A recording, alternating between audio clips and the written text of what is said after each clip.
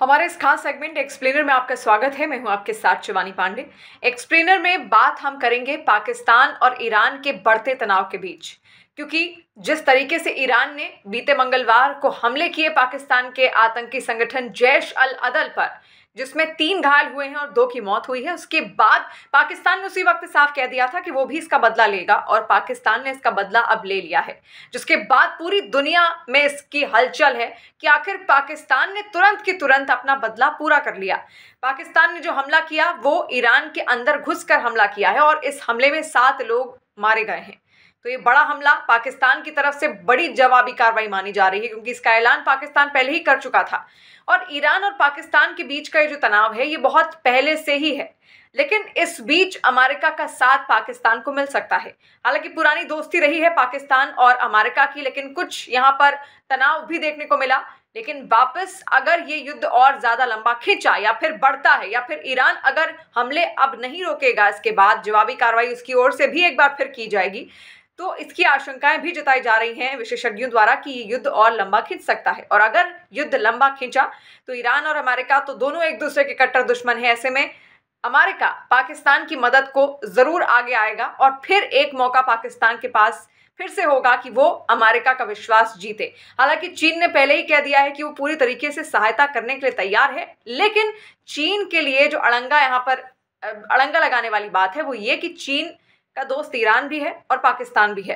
पाकिस्तान के भी साथ उसके अच्छे संबंध हैं और मिडिल ईस्ट में, मध्य पूर्व में ईरान के साथ भी चीन के संबंध बेहद अच्छे हैं। और चीन चाहता है कि ये जो संघर्ष है दोनों के बीच, ईरान और पाकिस्तान के बीच की लड़ाई, और लंबी ना खींचे और यहीं पर खत्म हो जाए।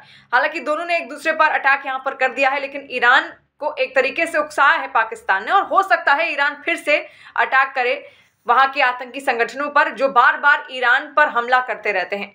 लेकिन अगर ऐसा होता है तो चीन के लिए सबसे ज्यादा मुश्किल घड़ी वो होगी कि आखिर वो साथ किसका देगा, ईरान का या फिर पाकिस्तान का।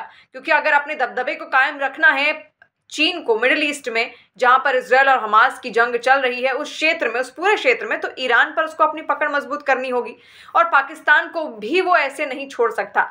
लेकिन पाकिस्तान अगर ये लंबा युद्ध खिंचता है तो पाकिस्तान को साथ मिलेगा कई सारे अरब देशों का, क्योंकि जितने भी अरब देश हैं वो नहीं चाहते कि ईरान आगे बढ़े। मिडिल ईस्ट में उसकी जो शक्ति है वो और ज्यादा, और जो ताकत है उसकी और ज्यादा मजबूत हो। ऐसे में तमाम जो अरब देश हैं वो भी पाकिस्तान के फेवर में आ जाएंगे और अमेरिका तो पाकिस्तान के फेवर में आएगा ही आएगा। तो आगे अगर ये युद्ध खिंचता है तो हो सकता है बहुत सारे देश एक बार फिर से बढ़ते हुए यहाँ पर नजर आए। हालांकि आपको बता दें कि इससे पहले 2 युद्ध अब भी लगातार चल रहे हैं। रूस यूक्रेन का युद्ध, जिसको अब लंबा वक्त हो चुका है और अब भी वो युद्ध थमा नहीं है। रूस और यूक्रेन अब भी एक दूसरे के आमने सामने है। और जो दूसरा युद्ध इस वक्त चल रहा है इजरायल हमास, ये आप सबको पता ही होगा, लेकिन वो भी अभी थमा नहीं है। और ऐसे में ये जो तीसरी सुगबुगाहट है, इसने सारे देशों के मन में बहुत सारे विचार पैदा कर दिए हैं कि आगे क्या होगा, क्या ये लड़ाई लंबी खींचेगी या फिर नहीं। आपको क्या लगता है, चीन आखिर किसका साथ देगा, या अमेरिका पाकिस्तान का साथ देगा या फिर नहीं? आप कमेंट सेक्शन के जरिए हमें जरूर बताइए।